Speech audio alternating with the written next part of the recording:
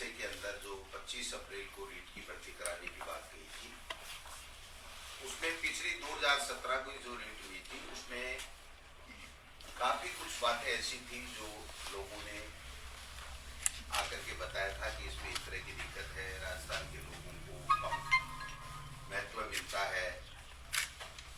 कई डिमांड्स थी जो रीट परीक्षा देने वालों की, उसको देखा गया। कई जो वीकर सेक्शन हैं उन्होंने ये कहा था कि साहब इसमें हमारी दिक्कत आती है। तो इन सब चीजों को समाहित करते हुए हमारे प्रमुख शासन सचिव महोदया ने और सभी अधिकारियों ने काफी मेहनत की और माननीय मुख्यमंत्री जी तक काफी दफा चर्चा हुई। उसके बाद में आज हम लोग माध्यमिक शिक्षा बोर्ड को जो नोडल एजेंसी है रीट भर्ती कराने की, उसको जो विज्ञप्ति भिजवा रहे हैं, उसमें जो प्रमुख संशोधन पिछली रीट के बजाय किए हैं वो मैं आपसे शेयर करना चाहता हूं इसी के माध्यम से। 2017 में जो रीट कराई थी पिछली सरकार ने, उसमें सबके लिए रीट की न्यूनतम अंक 60% था, केवल SC ST के लिए 36% था। लेकिन हमारी सरकार ने काफी लोगों की मांगों को देखते हुए जो और वीकर सेक्शन है उनके अंदर जो न्यूनतम 60% है उसके अंदर छूट दी है, जो मैं आपको बताना चाहता हूँ। अनुसूचित जाति जनजाति में जो नॉन DSP है उसमें पहले 60% थी, अब उसको 55 किया गया है। और जो DSP हो चाहे 2017 हो, अब वो जो न्यूनतम SC का जो है वो 36% था, उसको 36% रखा।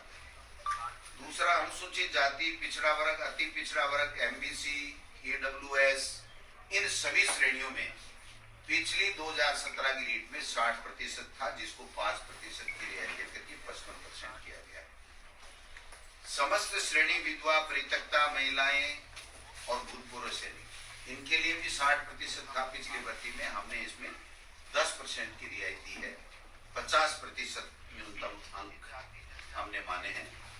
और दिव्यांग निःशक्तजन श्रेणी में नियमानुसार आने वाले समस्त व्यक्ति, इसमें भी 60% था, लेकिन चूंकि हाईकोर्ट में भी लोग पिछले समय जो सिलेक्ट बच्चे गए और हाईकोर्ट ने भी इसको 40% तक अलाउ किया था, तो हमने उसको हाईकोर्ट के निर्णय को और लोगों की डिमांड्स को देखते हुए इसमें भी 40% न्यूनतम अंक करने का फैसला किया।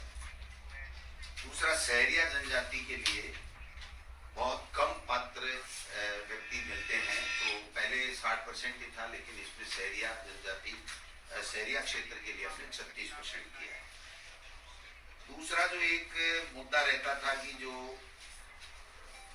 50% अंक न्यूनतम जो स्नातक है, तो वो स्नातकोत्तर या स्नातक में बीएड करने वाले जो बच्चे हैं उनको भी हम लोग अलाउ करते हैं। NCT की जो 13 नवंबर 2019 की जो गाइडलाइन थी उसकी पालना करते हुए हमने पहले अगर स्नातक में 50 नहीं है, स्नातकोत्तर में कितने भी हैं, तो वो नहीं बीएड ये रीट दे पाता था, अब उसमें कर दिया गया। दोनों में से किसी भी में भी अगर वो 50% है तो वो भाग ले सकता है रीट के अंदर। दूसरा जो न्यूनतम अंकों का था, बाकी अन्य कैटेगरी के लिए जो 12वीं में या जो BA में, उनमें जो छूट थी वो EWS और ये जो हमारा दूसरे जो दोनों MBC है उसमें भी उसको शामिल करते हुए पहले की तरह बराबर इन दोनों कैटेगरी को भी हमने शामिल कर लिया है। वाणिज्य जो विषय था उसकी काफी समय से मांग उठ रही थी और उसको शामिल पहले नहीं किया जा रहा था, अब हमने इसको सोशल स्टडी L2, जो L2 का होगा हमारा बीएड किया हुआ व्यक्ति, तो वो उसमें सोशल स्टडी के अंदर हम उसको बीएड वाले को पात्र मान रहे हैं। एक रीट के साथ हमें सिलेक्शन का जो क्राइटेरिया था, जो पहले रूल थे उसमें 30% एकेडमिक के थे और 70% रीट के थे। तो हालांकि ये रीट का पार्ट नहीं है, लेकिन बताना जरूरी है क्योंकि जो बच्चा रीट दे रहा है उसको ध्यान में रहना चाहिए कि मेरा सिलेक्शन का क्या क्राइटेरिया है। तो उसको जो हमारे राजस्थान के नौजवान शिक्षित बेरोजगार जो ज्यादा आने चाहिए, जिनकी बहुत बड़ी मांग थी, उसको ध्यान में रखते हुए अब जो पहले हमने टेट में कर रखा था उस तरीके से यहाँ पर 90% रीट का वेटेज होगा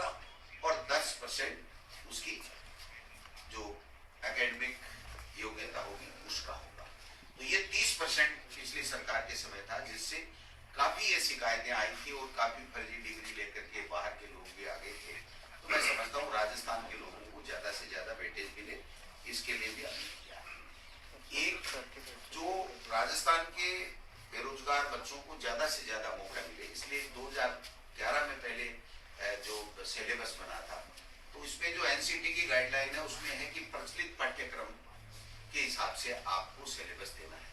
तो हमने दोबारा से सिलेबस तैयार करवाया माध्यमिक शिक्षा बोर्ड की टीम से, और उस सिलेबस में हमने राजस्थान को जहां जहां हमारी पुस्तकों में राजस्थान है वहां पर राजस्थान को सबसे ज्यादा, राजस्थान की भौगोलिक स्थिति, संस्कृति आदि चीजों को हमने भूगोल, इतिहास, कला, संस्कृति सबको वेटेज देते हुए सिलेबस का निर्माण किया है। और जो सिलेबस है वो भी हम रीट के साथ या 1-2 दिन में जो भी माध्यमिक शिक्षा बोर्ड उचित समझेगा तो उसमें वेबसाइट में साथ में लगा देगा, जिससे वो बच्चे अपना अध्ययन कर सकते हैं। बाकी जो मोटा मोटी चीज है, एक बात कंफ्यूजन चल रहा था कि बीएड वालों को L1 और L2 दोनों में लिया जाएगा, नहीं लिया जाएगा। तो एनसीटी की गाइडलाइन का हमने अच्छे तरीके से अध्ययन किया है, उसमें राज्य सरकार के ऊपर छोड़ा गया है। और एक शर्त ये भी है कि अगर कोई बीएड किया हुआ व्यक्ति L1 देता है तो उसको 2 साल के अंदर अंदर ब्रिज कोर्स करना पड़ेगा 6 महीने का, और वो ब्रिज कोर्स उस संस्था से करेगा जो एनसीटी के द्वारा मान्यता प्राप्त संस्था। ऐसी संस्था राजस्थान में आज की तारीख में नहीं है। और बीएड के बच्चों को चूंकि फर्स्ट ग्रेड में, व्याख्याता में, सब में मौका मिलता है, तो बीएसटीसी के बच्चों को केवल L1 में मौका मिलता है। तो जब राज्य सरकार का क्षेत्राधिकार पे उनके विवेक के ऊपर छोड़ा गया, तो इसलिए राज्य सरकार ने दोनों वर्गों का ध्यान रखते हुए बीएसटीसी के बच्चों का वो जो डीएलईडी जिसको बोलते हैं उसका भी ध्यान रखा है और बीएड वालों का भी ध्यान रखा है। तो L1 है उसमें केवल डीएलईडी यानी बीएसटीसी के बच्चे आएंगे और L2 में बीएड वाले बच्चे आएंगे। एक और महत्वपूर्ण निर्णय मैं इस मौके पर मैम को भी धन्यवाद देना चाहूंगा कि जब बोर्ड से फाइल आई कि साहब 1.5 या 2 के लगभग उन्होंने फीस कर ली थी, तो इनका एक सुझाव था कि मंत्री महोदय हमको कोरोना के समय ध्यान रखना चाहिए और इस फीस को नहीं बढ़ाना चाहिए। तो हमने ये फैसला किया है कि 2017 में जो रीट में जो बच्चों के लिए परीक्षा शुल्क था रीट देने का, वही शुल्क हमने रखा है, उसमें 1 पैसा भी हमने नहीं बढ़ाया। बाकी बोर्ड का जो टेंटेटिव कार्यक्रम है वो कल आ जाएगा, वो अपने हिसाब से करेंगे। लेकिन जो हमारे पास में आया है लगभग 11 जनवरी से जो ऑनलाइन आवेदन इनके लेने का उनका टेंटेटिव है, इसमें परिवर्तन हो भी सकता है, वो बोर्ड का काम है। लेकिन जो मोटा मोटी मेरे पास में आया है उसके हिसाब से हम लोग 11 जनवरी से 8 फरवरी तक आवेदन लेंगे और फिर चालान और जमा कराने की वो भी 4 फरवरी तक की है। और वेबसाइट पर प्रवेश पत्र की 14/4 डेट रखी है उन्होंने टेंटेटिव।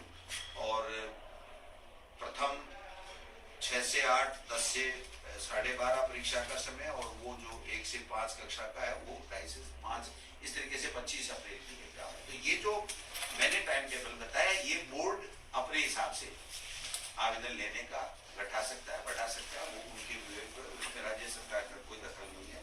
हम केवल ये जो छूट दे रहे हैं या हमने जो नए निर्णय किए हैं, जो हमारे शिक्षित बेरोजगारों की रीट देने वालों की जो मोटी मोटी समस्याएं थी, उनको काफी जद्दोजहद के बाद में, काफी विचार विमर्श करके पूरी तरीके से एनसीटी की गाइडलाइन के हिसाब से हमने इसको दुरुस्त किया है। जो मोटा फैसला किया गया है वो मोटा फैसला राजस्थान के बच्चों को ज्यादा से ज्यादा मौका मिले, इसके लिए राजस्थान का जो हमारी पुस्तकों में पाठ्यक्रम में है सामग्री, उसमें से जो सिलेबस है उसका निर्माण किया गया है।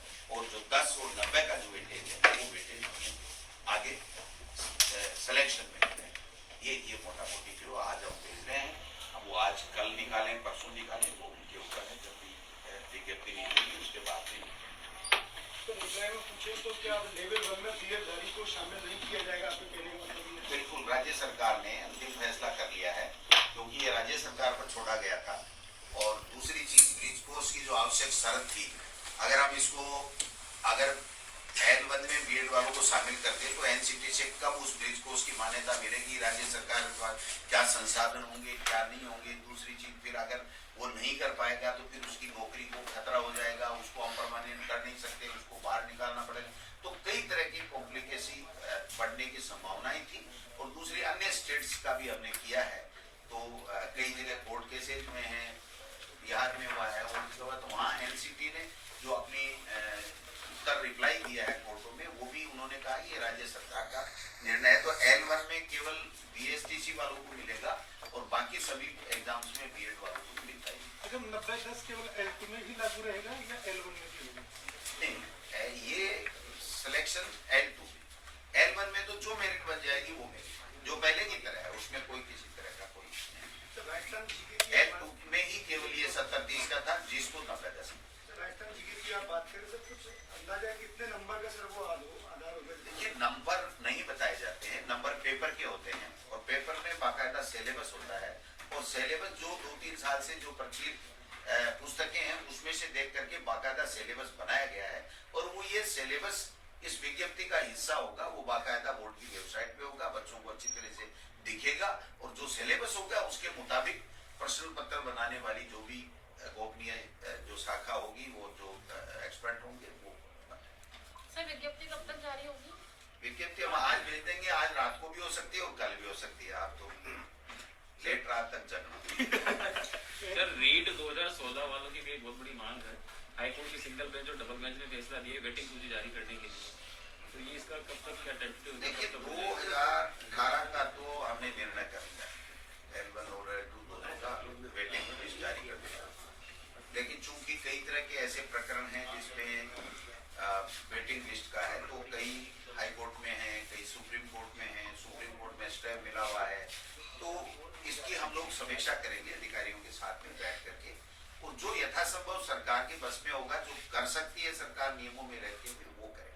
सर ये उनकी समस्या कि 2018 वालों को तो कर दिया लेकिन 16 वालों को नहीं किया, और एसएलपी भी जो सरकार वापस नहीं ले रही है। इसको एग्जामिन करवाएंगे, इसको मंथन मनन चल रहा है और इसको एग्जामिन करवाएंगे कि हमारी क्या लीगल पोजीशन है। क्योंकि जब एक बार सुप्रीम कोर्ट में जाने के बाद में जब स्टे हो जाता है वहां पर प्राइमा फेसी, तो थोड़ी सी दिक्कत आती है। लेकिन फिर भी मैंने मुख्यमंत्री जी से कल परसों बात की है इसके बारे में। मुख्यमंत्री जी ने शायद ट्वीट भी किया था कि हम लोग ऐसी भर्तियों को कोर्टों से निकालने के लिए भी कोई गंभीर प्रयास कर रहे हैं। तो मैं समझता हूँ इसमें आगे चल करके कोई रास्ता निकले।